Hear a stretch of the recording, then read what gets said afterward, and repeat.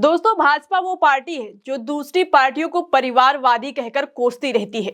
लेकिन झारखंड विधानसभा चुनाव की पहली लिस्ट में बीजेपी खुद परिवारवाद और भाई भतीजावाद का चोला ओढ़ी नजर आई है। लेकिन बीजेपी अपने इसी फॉर्मूले की वजह से खुद भंवर में फंसती नजर आ रही है।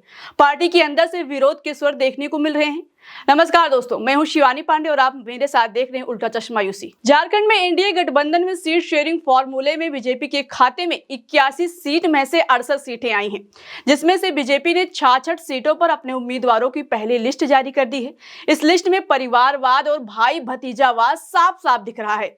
इसी लिस्ट में 3 बार झारखंड के मुख्यमंत्री रहे अर्जुन मुंडा की पत्नी मीरा मुंडा को भी पोटका सीट से टिकट मिला है। लेकिन इससे पोटका सीट से बीजेपी से 3 बार विधायक रह चुकी मेनका सरदार नाराज हो गई हैं। नाराज इतनी हो गई कि उन्होंने पार्टी आलाकमान के हाथों में डायरेक्ट इस्तीफे को सौंप दिया है। दोस्तों, मेनका सरदार झारखंड की सियासत में कोई छोटा चेहरा नहीं है, बल्कि एक बड़ा चेहरा है। उनका अपने क्षेत्र में अच्छी खासी पकड़ है। वो पोटका विधानसभा सीट से 3 बार साल 2000, 2009 और 2014 में चुनाव जीती थी। इसलिए वो चाह रही थी कि इस बार भी उनको पोटका विधानसभा सीट से टिकट मिले।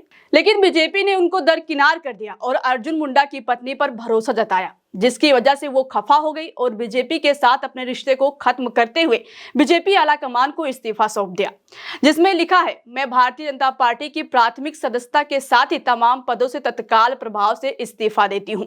कृपया स्वीकार करने का कष्ट करें। साथ धन्यवाद, मेनका सरदार, पूर्व विधायक। मेनका सरदार के इस्तीफे के बाद बीजेपी के खेमे में हलचल मच गई है। बीजेपी को इस बात का अंदाजा होने लगा है कि मेनका सरदार की नाराजगी की वजह से चुनाव में उनको भारी नुकसान का सामना करना पड़ सकता है, क्योंकि ऐसी खबरें आ रही हैं कि मेनका पोटका विधानसभा सीट से निर्दलीय ताल ठोक सकती हैं। ऐसे में अगर वो निर्दलीय उतरती हैं तो बीजेपी का वोट उनको ट्रांसफर हो जाएगा। इसलिए बीजेपी आलाकमान उनको मनाने के लिए कोशिश में जुट गई है। मीरा मुंडा को उनके घर भेजकर उनको मनाने की कोशिश की गई है। तस्वीरों में आप भी देख सकते हैं कि मीरा मुंडा उनके पैर छू रही हैं। हालांकि मीरा मुंडा मेनका को मना पाने में कितनी कामयाब हो पाएंगी, ये तो देखने वाली बात होगी। लेकिन ये जरूर साफ हो गया है कि भारतीय जनता पार्टी टिकट बंटवारे से पहले ना तो अपने पार्टी के नेताओं के साथ बैठकर बातचीत की और ना ही उनसे कोई सलाह ली।